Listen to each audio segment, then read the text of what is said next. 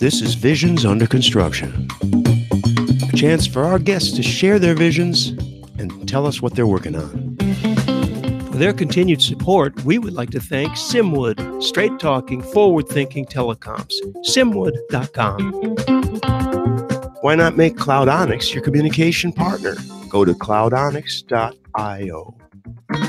You can find everything about the VUC at vuc.me, thanks to Bluehost, and thanks also to zipdx.com, the conference bridge, and to voxphone.com for local rate dial-ins.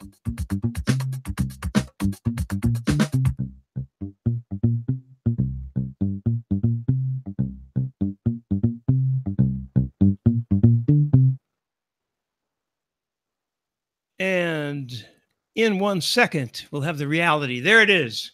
All right. We were going to have Eric and Near, but Near is far. So we're going to have only Eric, who needs to unmute. Eric Klein, thanks for joining us. It's been a while. Oh, don't tell me you can't unmute. That would be... Can I do it? You got to unmute. It'll be Michael that needs to unmute because Eric is dialed in via ZipDX. Oh, you're right. Of course. He needs to be. That's all right. Michael, unmute. Michael, unmute. And he's on a phone call. This is on first. Can you hear me or not? No, you guys had muted everybody on the Hangout. So now we are good now. All right. Eric, hello. You're on. Okay. Can you hear me now? Yes. Hello. Can you hear me now? Yes, we can go do that Sprint commercial. AT&T. Is everybody old enough to remember that?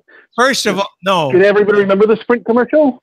Maybe. Yes, and they're T-Mobile now, aren't they? Or on the way to being T-Mobile? Well, I'm old enough, but I'm not American enough. So, Eric. Yes, but everybody made fun of it. Where is Near? Honestly, I have no idea. Yeah, Near is far. I got a WhatsApp from Near about 20 minutes ago saying, still out with the family. I'll be late on the call. Oh, okay. Well, so, no, he flies on Sunday to Helio World.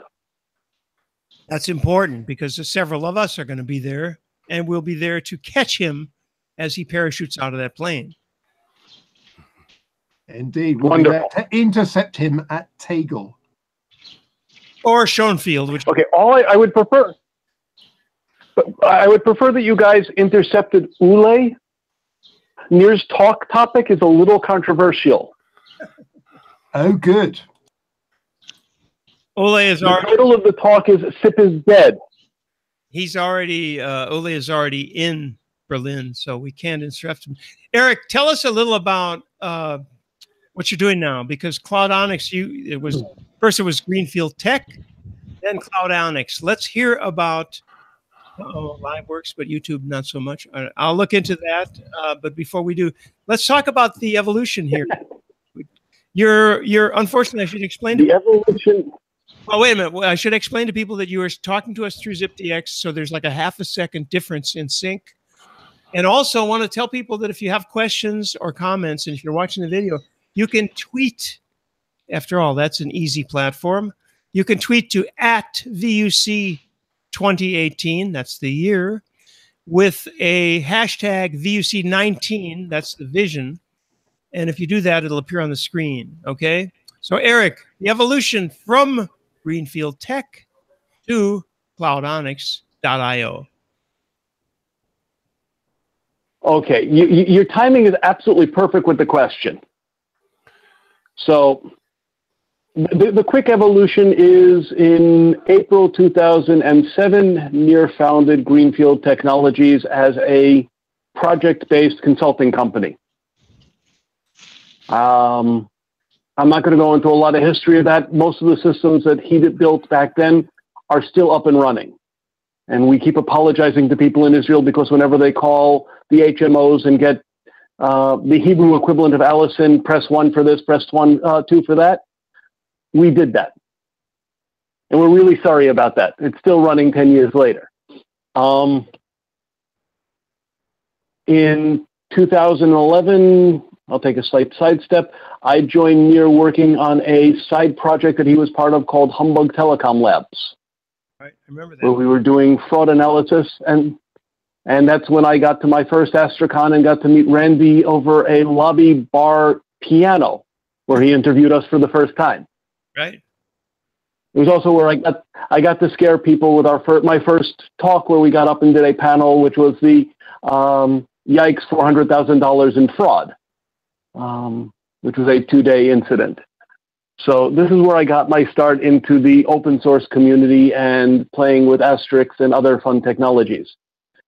Following year, I joined Near as part of Greenfield Technologies, and some of the customers we brought on at that point are still with us. But one of the things that we saw is that over time we were developing kinds of platforms for people to do things, and decided that we build a platform and sell off a copy, and then we'd go and tweak with it a little bit and build version 2 and then version 3. In 2015, we created a new company called, at that point, Greenfield Tech 2015, very creative name, and launched soon thereafter version 4 of our platform. And back at the beginning of 2000, and I guess it was actually at the beginning of this year, we formally launched the Cloudonix name around ITX one a little before. And just yesterday, we got the official notification that Greenfield Tech is gone. It's now officially Cloudonix. Cloudonix is looking to be something a little bit different from what we've seen elsewhere in the telecom cloud community. There's a bunch of technologies that are related to UCaaS, CCaaS, all sorts of different things as a service, and we found that they're not really fitting the bill for everything. So what we did was we went and we got a backbone technology. We're calling it a CAS, or CIAS, excuse me, CIAAS, excuse me, Communications Infrastructure as a Service. And what Cloudonix is doing is rolling out a platform that people are using for all sorts of mobile or carrier level technologies, including all sorts of fun stuff where we've done things in the SDK. We've got a break for the standard problem of the fact that there are now 19,000 different Android devices being supported by Google.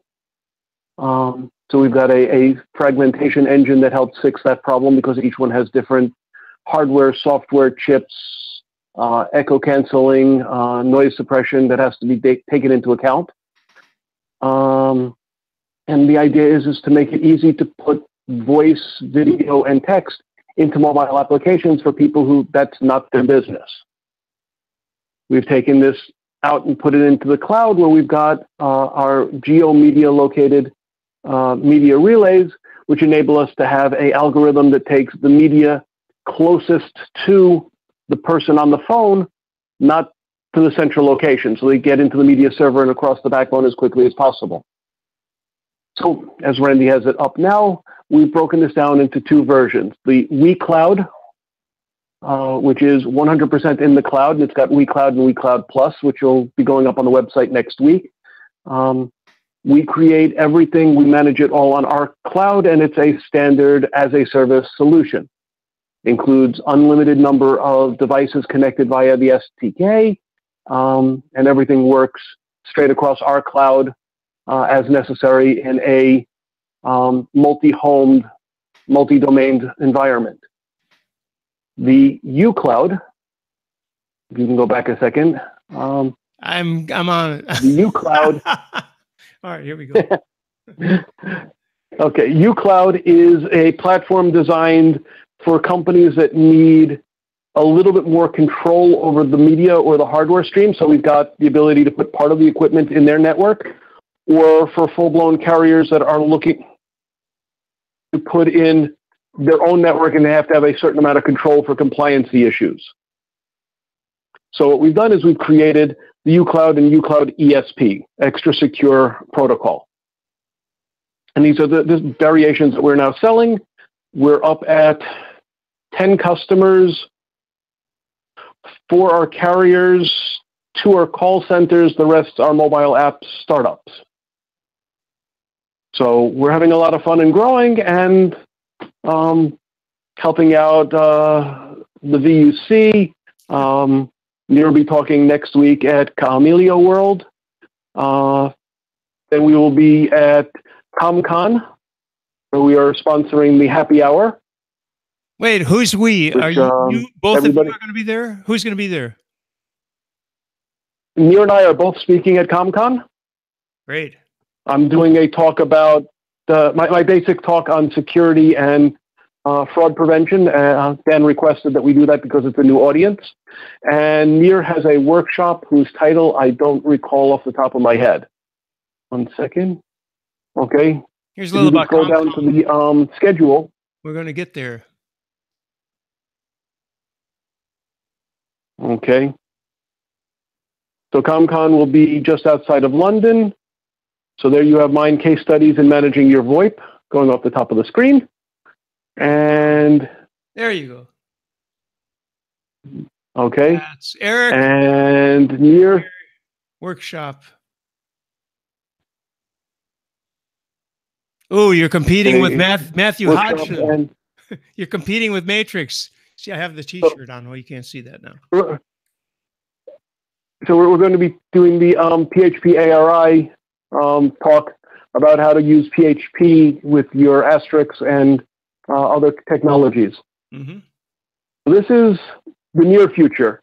We will be joining our friend Mr. Bodie in sponsoring Dangerous Demos at AstraCon in October. And this is the travel that I know of so far as conferences. Actually, so this is the near future right here. This is the near future.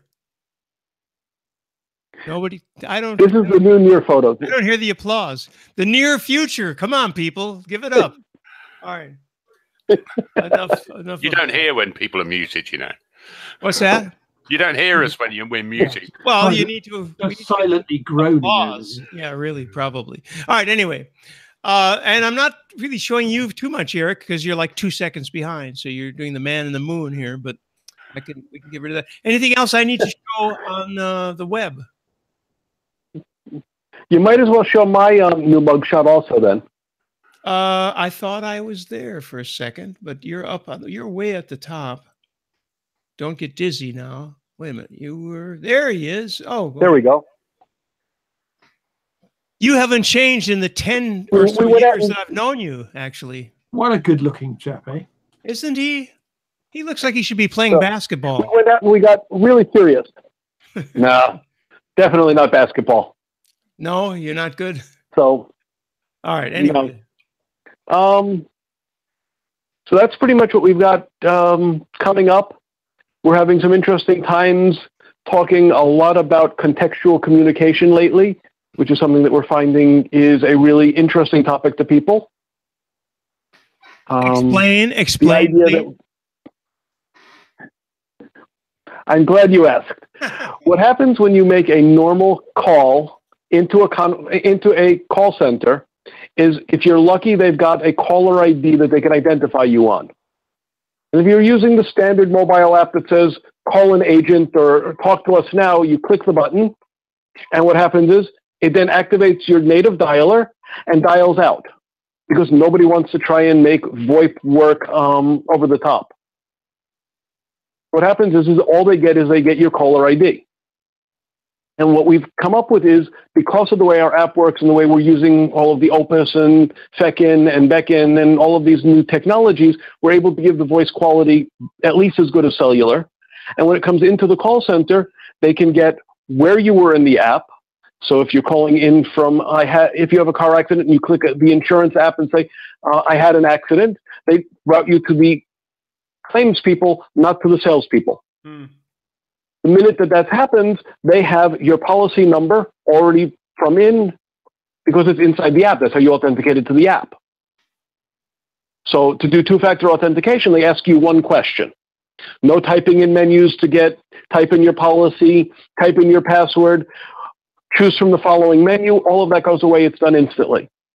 At which point, because it's a smartphone that you're calling from, The agent can say, okay, hold up the phone. I want to take a picture of the damage on the car. I want you to hold it up so I can see the area around you. I see the GPS location of where you're located. Okay, we've got a tow truck coming to you. Hey, wait, the tow truck says he's going to be about 3 hours to get to you. Let me send you a pizza. They know where you are. They know how to handle this. They can do everything without having it be that long, frustrating process that it normally is today. So this is kind of how the contextual concept works. The other thing that we're doing is we're looking at the various applications that are driver to customer. So it's driver to passenger, it's driver out to a customer who ordered food. So think Uber, Uber Eats, or let's see, we've got Andy and James on the line out of the UK. You've got Just Eats. Okay. What happens is the drivers are getting the phone number of the customer to call and get clarification of where to go. Like, okay, I'm here. I don't see you. Where do I pick you up? Or what's the code to open the door so I can bring you up your food, or whatever else. And they're getting into a lot of complaints where people are getting harassing phone calls from the drivers after the fact, especially the pretty young ladies. Which means the drivers are calling and harassing, and this is now a potential lawsuit for Uber because this is sexual harassment and potentially worse. So what we've done is by using one-time tokens between the driver and the customer, that call will work either way for a fixed period of time. Afterwards, the call no longer is valid. Okay, the same model would work for the various dating apps, which we've had some interest from. Okay, so during Tinder, you can set it up so you can call, and the minute you're no longer interested in that person, you haven't given them a phone number, they don't know how to get to you, you just hit disconnect, and they're no longer able to call you directly. So we're working on these kinds of things as making new ways to put in different business models, different opportunities than what has been traditionally available in the mobile app or in the carrier side. Are you doing this already in the US for Uber? Because that's the way it works generally for Uber over here, but we thought they were using Twilio for that. They're still okay, in the US, they're still using Twilio. The story is until June 2017, Uber was using Twilio exclusively worldwide to something on the order of $12 million a quarter. They went and they canceled that last June and started using a lot of local players to try and do it. So they went from 36 to 32 million a year. And we're now working to get in front of them to present this and to talk to them about it, because what they're now doing is they're now doing spoof numbers. So they're actually going into Twilio and the phone numbers is set up temporarily and stuff, but they're still doing it through the cost of a per device, per minute, per connection kind of model. And we said, that just doesn't make sense in the day and age of voice over IP and cloud computing. So we've done away with that and have come up with a different model. So for example, if you were to try and connect 5 million devices, how many servers would you normally need? Devices. Yeah, 5 million on a Gamma Elio system is not unknown, is it? So how many servers? 5 million registered active on servers.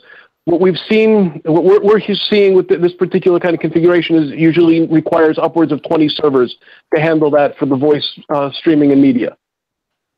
We've now got this set up because of the way we're doing it. We're doing it on 5. So we've got one customer in the US, 5 million mobile devices connected all the time into their contact center off of 5 servers. So we're trying to get this out and do things. They're expected to go up to 300 million, but I'm waiting to see how they roll this stuff out. Okay, so just rewind that. So you've got a live customer with 5 million endpoints live now. I've got a live customer. Yes. And this is doing the SDK and the cloud. And this is doing over-the-top SIP VoIP, is it? OTT yes. VoIP on over a data channel. That is correct. Okay. Into a contact center. Interesting. Well, I And look the forward to plan hearing about more about that at Gamma Edo World, because that is a significant community. Okay, can I just get this straight in my head a second, Eric? So there's 5 million concurrent connections, but there aren't 5 million concurrent phone calls. Correct. Right. Okay. So what sort of percentage are we talking about in terms of concurrent phone calls? They're running between 150 to 500 concurrent calls, if I recall correctly. Okay. All right. That's okay. making the plan is to scale this out. Now they're looking to scale it to 300 million devices that are already running a version of their app, and they're just rolling it out to different versions of their app. Okay. So, needless to say, hooking that up to the traditional you pay per device, even if you're paying a half a cent per device, 300 million adds up to a lot per month. So we built a different model using a different concept that is working for them very nicely. So, okay, so that's enough about me talking about what we've done or what we're doing. This past week, we launched the official, we've now officially changed the name. Nir put that out onto our Facebook and Twitter groups. And early next week, we'll be putting out the new website. We found one-page websites just don't cut it for everything you want to put in. So actually, can I do this?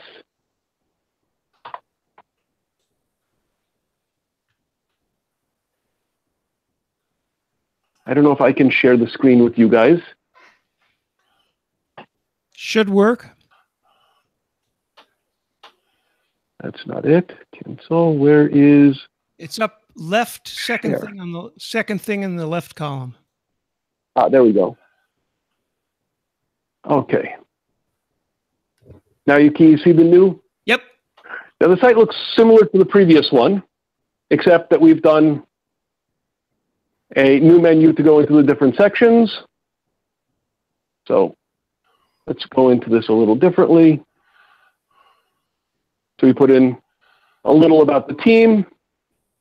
Nir, you know. Me, you know. Oded, most of you probably don't know. Oded is the original architect behind what is known as Taboola. Have all of you heard of Taboola? I haven't. You've probably seen it anytime. If you've gone to any website and at the bottom it says, may we also recommend, or we also recommend the following websites or links or whatever, 80% of the time that's Taboola. Huh. You go to any of the news sites, you go to other things, it's either Taboola or another company called Outbrain. So he did the original architecture for that. So we put in the basic stuff. Shortly, we'll be putting in the rest of the team under this. We just didn't have time to get everybody up at once. We put in the standard we can apply pages and the various standards that people care about. But we also went and added a whole bunch of other things to the, for example, we separated uCloud, where Randy was showing it before, to regular and the ESP. So all of this will be coming out shortly. And we're making some changes to how we present things because the story has gotten bigger and more interesting. Quick question, Eric. uCloud and the WeCloud here. Go for it. Yeah, I was just going to ask while you're talking about that kind of thing. Obviously, everyone who's ever in the reach of my voice and who's listening to this, and anyone who has an email account has received about 25 emails in the last month saying our terms of service are changing, blah, blah, blah, blah. You know, it's all about GDPR. And I just wanted to ask, if you, ironically, you guys are not in Europe, you're not in the United States. So I wondered what the effect is, and if you had to make a particular, what's your view? What are you doing? And did you need to pivot in any way? Because I just don't know how much that affects you, but let's hear about what's happening on that level? Okay. Okay, I'm going to toss out, before I go to that, I have two side projects other than my doing Cloudonix. We've talked about in the past, which is my book, which I can do a shameless plug for. Excellent. So I now have my book up and running, and I'm now actually at the point where I'm selling autographed copies finally. And the other thing I do, I'm involved with something called PeerList. PeerList is LinkedIn for security people. So I'm the local Israel ambassador, and just Tuesday night we had a meetup about GDPR and practical implications. So I've been doing a lot of studying on this. GDPR is complicated for most of us. James, Andy, and Randy definitely, because you guys, at least currently, are considered part of the EU. I will remain part of it for the next few years. But yeah, James and Andy, we don't know the status. But it's most interesting, and that's why I asked you the question. It's most interesting for people who are neither in the United States or the EU. And just as a quick reminder, after the big Facebook, whatever you want to call that, fiasco, Mark Zuckerberg said that they were going to comply with it worldwide. And then like a day later, he goes, well, it's not so much for the U.S., so they opted out, no. People or something. Go ahead. We at ZipDX are somewhat of the opinion that it's hard to see its application in business to business space. In consumer space, it's obviously there, but in business to business, it's not obvious, and particularly if you don't have physical operations, data centers or whatnot in the UK, you may be completely removed from it.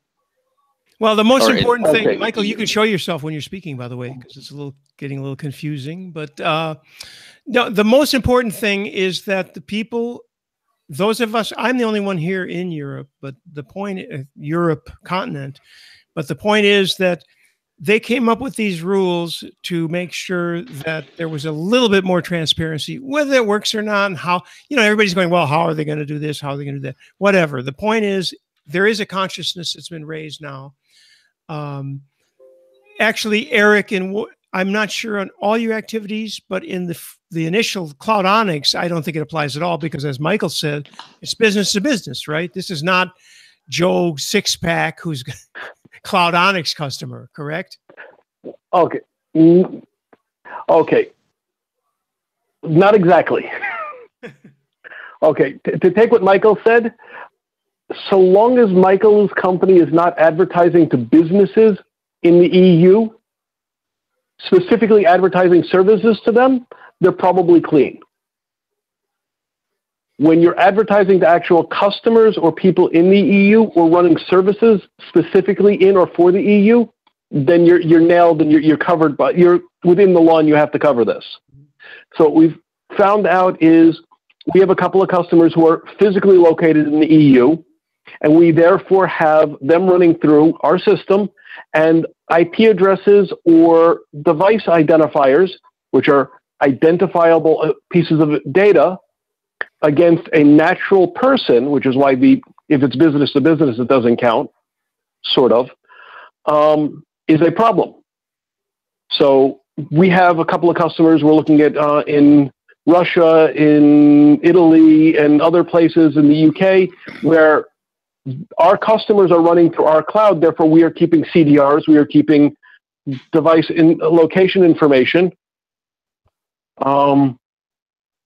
And what happens is, because of this, we have certain requirements under the GDPR.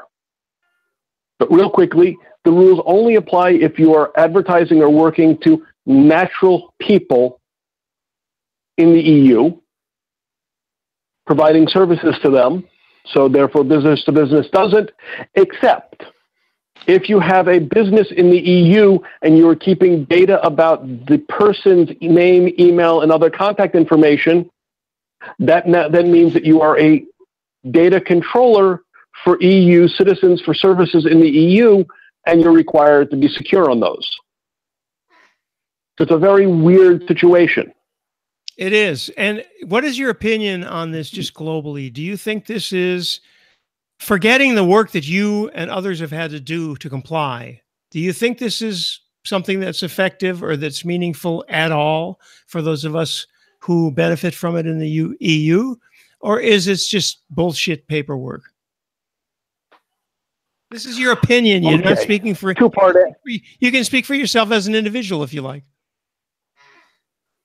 Two-part answer to that. Okay. At the beginning of this Wednesday, Reuters went out and did an interview of the organizations in Europe who are responsible for enforcing GDPR. They went to the authorities in England, France. They went through 18 or 20 of them. 18 responded. 17 of the 18 came back with we will not be ready. We don't have the laws, the jurisdiction, or the manpower to enforce. The last one, surprisingly, which was Belgium, said, we're completely ready for it. But none of the others, England, France, Germany, they're not ready to enforce this properly. So for the next 6 to 12 months, I don't know what's going to happen. But worldwide, GDPR is already potentially obsolete. And this is going to be a problem. The difficulty that I see is that there's still a lot of people flailing about claiming there's a lack of definition to it.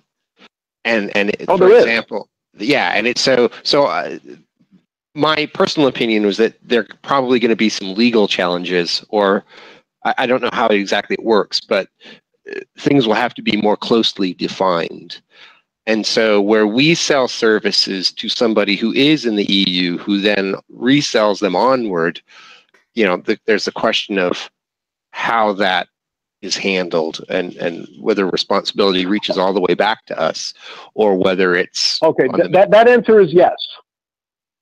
That one is yes, because they are the data controller for services that are being done. You're the data processor, and you're obligated to keep the data that they give you GDPR compliant. It's a different level of responsibility and approval. But you're right. I'm kind of trying to set up a pool to see which is going to get nailed first. Google, Facebook, or Microsoft, in terms of who they decide to sue first for not being compliant, so the courts can try and put some clarity on this.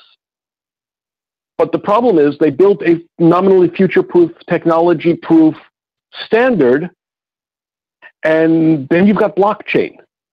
So I've got a GDPR standard that says any person can have all of their data that isn't required by law deleted any time, or they can pick it up and move it to another provider.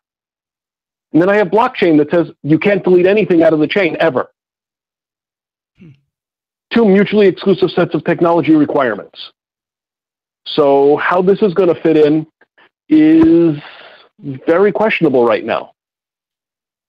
As something that's provoking change, though, it seems to me it's globally positive. I mean, it's just basically what this says to me, Eric. I'm not in any business, by the way. I got no dogs in any race. But as a citizen, as a person, I think that one thing that this does is it says, look, basically one word, think, right? Because nobody's been thinking about, or maybe they have, and they're just dubious people. They're just duplicitous. I mean, but maybe Mark Zuckerberg knew that there was shit going on that was nefarious. But the point is, now this is requiring everybody to think. And it also, probably the biggest positive benefit, possibly, ironically, I'm showing your other page here, and I wanted to talk about that more. But the main thing is that the average person is thinking about it. And the fact that the hyperbola has gone over the edge to everybody's watching you all the time and they've got your data and they're doing this and that. That's one thing. But the main thing is that the average person had no idea of any of this. So that part's good. I wanted to get to where professionals get IT right. but we can finish this first. Take one step back for a second. Yeah. Okay. Sticking with Facebook for a second, which is always a fun thing to do. Yeah. Their business model was predicated on exactly what Cambridge Analytica got in trouble for. This is how Facebook makes money. Yeah. Giving away your private information for marketing purposes. Okay? Zuckerberg went and said, of course we're going to be GDPR compliant. Not exactly worldwide. And then went and took everybody who's not in the EU and switched them off of the servers in Ireland and onto the servers in California. I think I would have been covered. Eric, excuse me for interrupting, but as far as I understood, his initial statement was, we're going to do it whether we have to or not, meaning all 3 billion or whatever, 2.5 million people are going to do it. And then they did that move, and that was like 24 hours later, he totally contradicted himself. Am I wrong? No, that's completely correct. But 24 hours later, all of the people in Israel used to be off of the EU server in Ireland. As of the beginning of May, all of us have now been moved to the server in the United States, so we are no longer covered under the GDPR rules because we are not serviced out of Ireland. Right, exactly. So where we were protected before, now we're less protected than we were. Yeah, and that's definitely Somebody kind of a weird move. He gave a reaction to Congress and the EU, and somebody in the business department says, you can't do that, we'll be out of business. Right, exactly. Okay, so you wanted to know about Peerlist. Yeah, I want to talk a little more about that, and I want to get it up. Where is there we go. All right, so here's the site.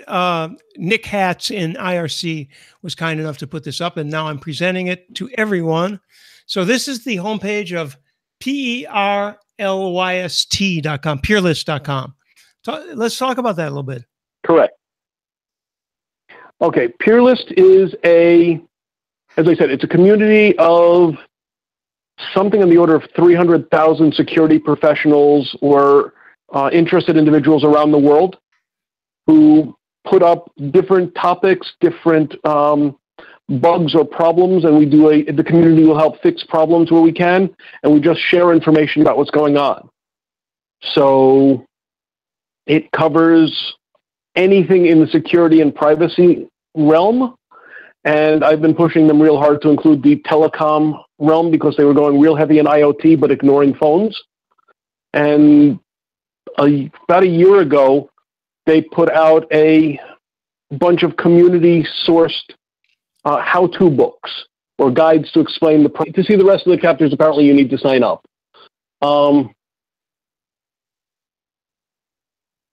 Which is interesting. No, not LinkedIn, not LinkedIn, not LinkedIn. All right, I'll do this later. Now, I quit LinkedIn when Microsoft bought it because they somehow uploaded all I clicked on something by accident. All my contacts got loaded up. Anyway, again, PERLYST.com. That's pretty interesting. I didn't even know about that, Eric. I had no idea you were involved in that. So that's good that we got that. So actually what I'm going to do is I'm going to share screen again and show you the part that Randy didn't get to show you on the book. Here we go. Okay, you can see mine. So what you've got here is they gave you basic chapters. Security 101 was my chapter. And what you get from this is you can option one, purchase it for $1 on Amazon. I think you're sharing the wrong screen. Wait a minute. Is that me? Hold on a second. We got the wrong screen. Well, I'm got the wrong. 1 second. Yeah, you were showing the wrong. I thought it was me showing the wrong. I'm sorry. I thought that was okay. Me. There we go. So back to. Okay, now we've got it. So we both had it up at the same time. I didn't notice which I was grabbing. So just explain security, where is that? Security 101. Say again? Yeah, where is that within the Peerlist site? Which is the... if you scroll down, you see the 3 books. I did a... If you're actually registered in, I just did a search for second community book, and it came up. Okay. Okay, and there's a simple telecom security 101 that I wrote, came out last February, the book, and it's $1 on Amazon, or if you scroll down, you can download it with a sign-in from, download tag. So you can actually download the PDF file, provided that you're logged in properly. What is it? It's actually, it might just be 84 just as pages. good. This one. It might be just as good to pay the 99 cents or whatever it is and download it from Amazon. That money must go somewhere useful. Okay, where it's actually going is what the revenue that Peerless gets out of Amazon is going to the site withoutmyconsent.org. So they've donated all of the proceeds into this site so people can get it for dealing with online harassment and stuff. So it's a community that tries to give back and help out. I've been very happy to be part of that and running events. Like I said, there are community books.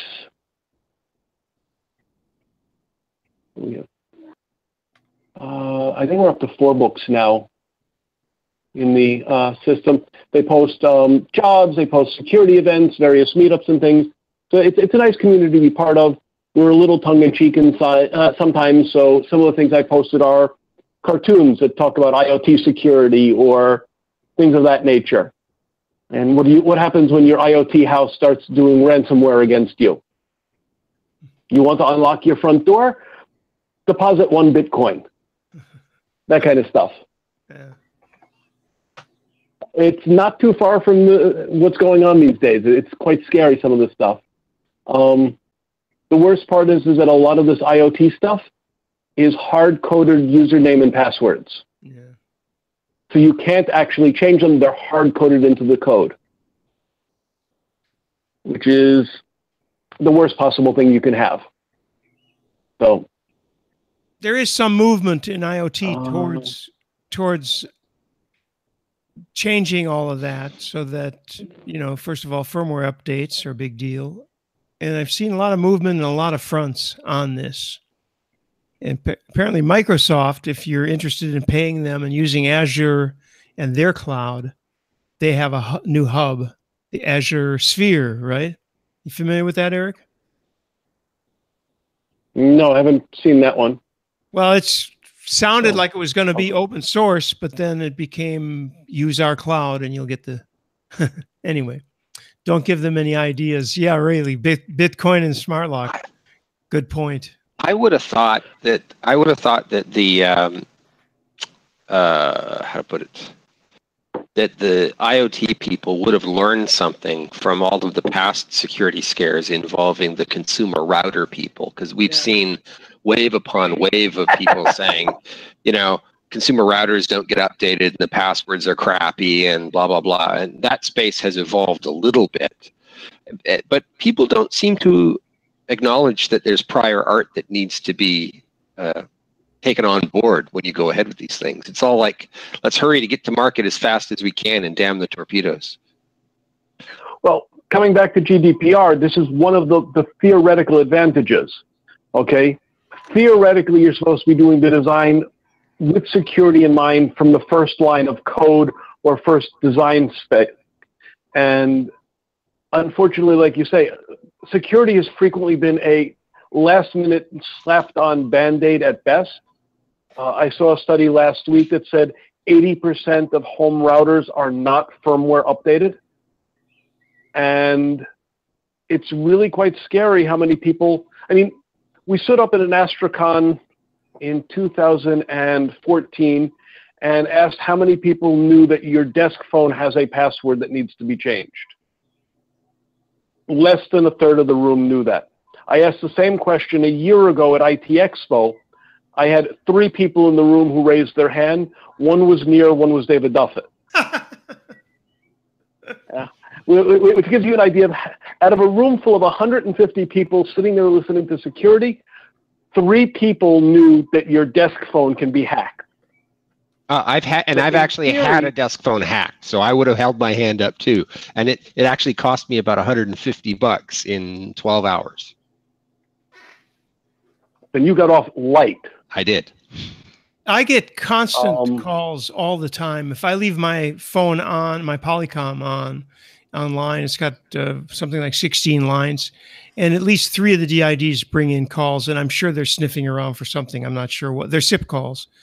In my case, it was a particularly weird thing. I had ordered some fixed IPs from my internet service provider, and I'd set up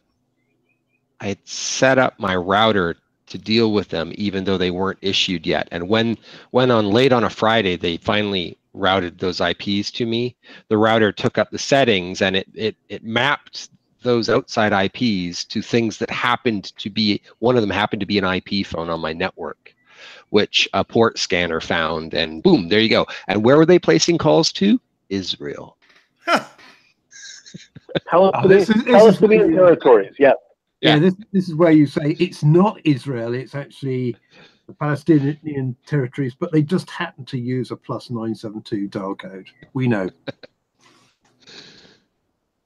Yeah, and unfortunately, they're not really a country, so they don't have their own code yet, so they're piggybacking on us. In the same session that back in 2014, I ran a 2-day security masterclass at Astrakhan in Atlanta. And I got up and gave the introduction, and I explained this really scary tool called Shodan HQ, which is a website that claims to be the Google search for devices. Yeah, Tim has referred us to this before, and you can find all kinds of wide open things and expose things on that. Yeah, I've been there. First of all, I was at your presentation, Eric, and also, I'm going to bring this up because when I look at it, I used to have a camera out in the garage. Apparently, the scan isn't live. They only do it like once a month or something because I turned off the D-Link camera, and it's still visible. I'm going to go take a look right now. So what happened was I talked about this. 2 sessions later, Nir gets up and brings up Shodan and types in Polycom. And within 2 minutes of him putting it on the big screen, somebody goes, "I'm in." They had hacked into, using the default user and password, the top item on the list. And it's really scary because you've got these publicly accessible cameras and phones still using the default password. I mean, the favorite, they say the most popular search on Shodan is Cisco default password. Mm. And if you do that, you will type in that, and it will give you a list of all the Cisco devices that have admin as their password. Let's take a look at this. That would be this thing here. Hold on. I'm trying to... Can't get the share. What happened? All right, here we go. So here we go. This is my D-Link. That's my IP. You know, go ahead and try if you want. But you see that the D-Link camera, it's been unplugged for, I don't know, a week at least. So I don't know how often they update this, but it's not happening anymore. Can't be. It's unplugged. Well, if you figure that they're hitting every IP in IPv4 on something like 400 or 500 different standard ports every time, it takes a while for them to actually... But no, your camera is not coming up. Site cannot be reached. Oh yeah, because it's been off for off for days.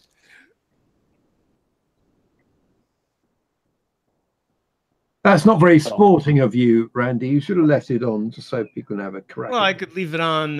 Anyway, it's really exciting. It's the garage with no light. So, you know, not much to see. Anyway, what have we not... see when you're coming and going. Well, not even, because we don't have any car in the garage. Eric, what have we not mentioned? We're coming up to the hour here. We had a few problems. We started a little late, but we're coming kind of to the end here naturally, and we covered a little bit of... I think people should go to your privacy site and look at all that. They should definitely go to our sponsor, Cloudonix.io, and look at that. But what have we not covered? Mirror is coming to Cameo World. Go ahead. So as long as you're throwing out web addresses, we'll go with ericlklein.com, so you can go out to my author page and get links to the Peerless book, my book, other things. Take a second while Randy brings it up. I'm looking for it now. And here it is. Oh, nice. All right, let me see. Takes a second to find the application window, and we're in. There it is. Okay. So actually, that's a picture of Manhattan that I played with. Neat.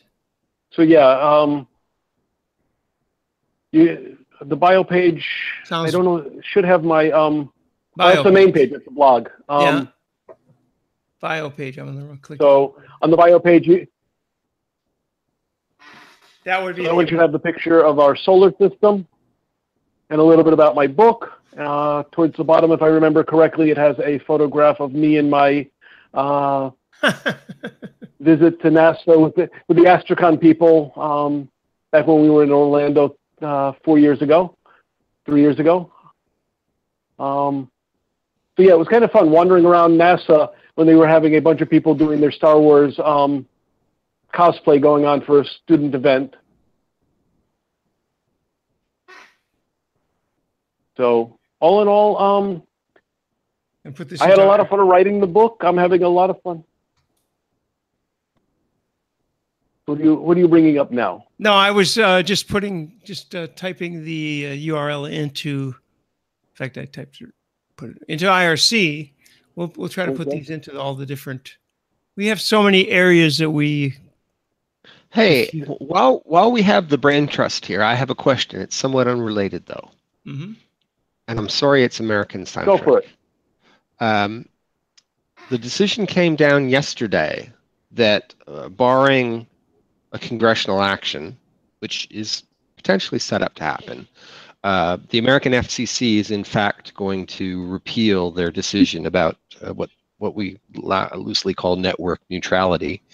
It'll fall on the 11th of June.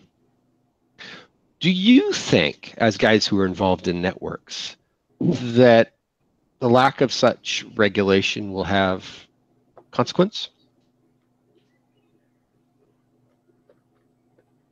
Small. To expand, okay? What this means is that everything that Facebook just got in trouble for, Comcast can now do legally. And more so. Yep.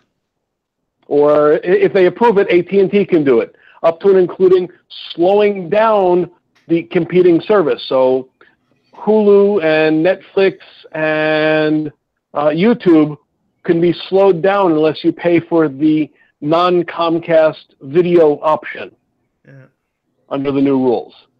So yeah, we know from past experience that the various carriers have played fast and loose with privacy and pricing. So there's every reason to believe that this will happen again. There's not enough real competition in the US to ensure that they'll actually try to compete. So they may just try to wring revenue out of the installed base, which is to say, monkey with congestion at peering points and such to sort of get people to upgrade their service. All the way along saying, well, you know, we only assure you up to such and such service and not the other. The thing that I'm curious about, though, is I'm curious to know if anybody will step in and say, because the other thing that's happened is it hasn't been legal for somebody to say this is the high octane path and you can pay for it. And for example, we at ZipDX, we seek out prime routes. Our focus is quality, not cost. That doesn't mean we're throwing money in a hole, but what it means is when people approach us and say, I've got discounted routes to this part of the world, we say, go away, unless you can give us, you know, quality assurances and SLAs, and we want to pay for the good stuff. And we'd be happy to pay for the good stuff if we could get better. So that's what I'm hoping for. Isn't there a parallel? Isn't there a parallel here? Just very briefly. Oh God, now I was about to say the name. Who are the people who had the big, powerful CDN originally? Akamai. You know? Yeah, Akamai. Akamai was like the mafia at one time. I mean, not necessarily nefarious, but they had a monopoly on everything that was fast, and that was extremely expensive. And now, you know, CDNs, your grandpa can start a CDN and you're using Amazon or CloudFront or whatever. But I think that what I was going to say is that this may become a business. And it may become a business for people like Cloudonix who say, hey, we've got this stuff covered. We know the routes. I don't know. This seems to be to open the gates for, I'm going to be extreme here and say a kind of extortion in a sense, or a license to print money on another level. But it's hard to see what the outcome of this is going to be. Is it going to last? Is it going to be a problem? Will there be friction? Will the average person start having buffering on their Netflix stream? Because that's going to be, I think that's going to be the point where something's going to happen, is if there's problems. And then will Netflix pony up, or will they start lawsuits? Netflix being only one of many streamers. You know, there's probably 8 streaming services now in the United States. So we'll have to see more dozens. There are dozens and dozens. No, but 8 really big ones. And I don't even think Hulu is one of the biggest ones. In fact, Vimeo just announced they're getting out of that business. They're becoming more of, where they've been a streaming service to most people's way of thinking. They are pivoting to be a streaming platform. So not someplace where you go to find eyeballs, where they monetize on the eyeballs they draw, but they want to monetize based on making tools available to people who are streaming, you know, high school football games and all this kind of stuff. Yeah. Oh, I was going to say probably one of the top numbers is Major League Baseball. Who does that? There's somebody who does MLB.com, somebody like that. That must be huge. Anyway, that was my comment, was that this opens the gates for someone probably to make money besides Comcast, but we'll see. The problem in the States right now is there is no real competition. Yeah. Up to and including some buildings have exclusivity wiring agreements. Yep. So it's not just the city you're in, but it may be the building you're in limits who you can get service from. Yep. And if you're lucky, you can get Dish Plus, a cable provider, or maybe Verizon or something like that. But there's no guarantee at this point, and it's only going to get worse. Yeah, and they only compete. Time Warner deal. They only compete between modes. So you can get a copper provider, or maybe a fiber provider, or maybe a cable provider, but you can't get competitive service across a common cable or fiber infrastructure. Ever. Right. Correct. And that's where we're lucky here. I've said it a million times, so I'll be way more brief than I tend to be, which is that in this area where I live in fact, in this country, France, you can, and maybe James will tell me if it's the same in the UK, here, you can get, if the fiber is there, it can be sublet by a lot of people at the same price. So you can get fiber. I'm here in a small city. We can get fiber from at least 5 different people. It's the same fiber in the city here. Outside the city, it's different private fibers. But in the city, the fiber's it's there. But you can get it from several people, and they set several companies, and they set their price. So fiber, just to give you an example, Orange, which has the first level because they own the infrastructure, which was paid for by taxpayers, by the way. We're talking $60 for gigabit fiber, 230 megs up, 950 down. Yeah, it's exactly the same here in UK, where BT own the local loop and the bulk of the infrastructure, but the core and the billing, it can be provided by other companies. And BT that infrastructure was built by your tax pounds, right? It certainly was, but then it was privatized. So well, but the point is, that's the good thing, is that when it was privatized, they still kept that idea that there's competition and that other people are allowed to basically they're reselling. So it's like a MVNO. They're reselling the fiber They probably do the same with DSL, by the way. Yeah, so the issue is that there's not a huge amount of competition because of it, because everybody tends to be selling very, very similar products. Yep. All right. With that, again, what are we missing here, Eric? What did we forget? I'm incredibly jealous of both of you. I have two choices. I have three choices into my house. Okay, cellular just isn't worth considering, but it's one of the choices. I can do standard copper, and I can get up to 30 megs max. Or I have to move over to cable to get up to 100 megs. That's as high as I can go. Rumor has it they're going to be putting in the fiber optic from the formerly Orange company here in Israel, known as Partner. Apparently we'll be wiring at least the newer parts of where I live. I don't know if they're actually going to get into the street where I live. That would be awesome because they're offering up to a gig. So I need to find out. But as someone who has a gig, I can tell you that almost no one is going to serve you that much anyway. You're basically what I see on typical service is up to maybe 8 megs. So, you've got that on good DSL down, and maybe 5 or 5 to 10 up. YouTube will accept, I've fed YouTube with like 33 megs up, which is very handy if you don't want to wait all day to upload a big video. But basically, the fastest I've ever seen is Apple servers for some reason, when you're downloading a couple of gigs of their operating system. Otherwise, almost no one serves more than 5 to 8 megs. Interesting to note that YouTube will actually take much higher data rates. And in fact, I've seen there were some folks streaming, I think they were using YouTube, the Eurovision contest. I actually saw an Israeli and a Polish stage for a short while, and they were streaming 4K at 35 megabits. But that's about the limit. That is about the limit as far as I've ever seen. Mm-hmm.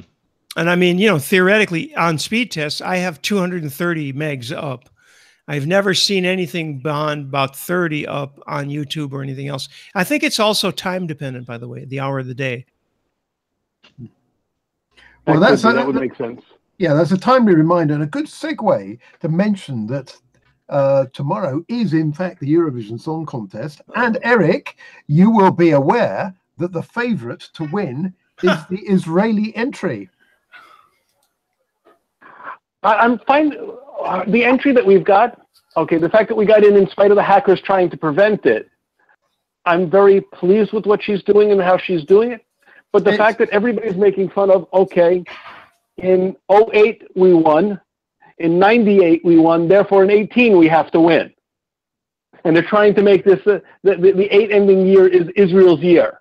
And it's you know what, the mistake is to take it seriously at all, because the whole thing is a huge joke, and wonderful joke. As soon as people like Russia start taking it seriously, then they're doomed to failure. Don't they have any singing bots in the contest from Russia?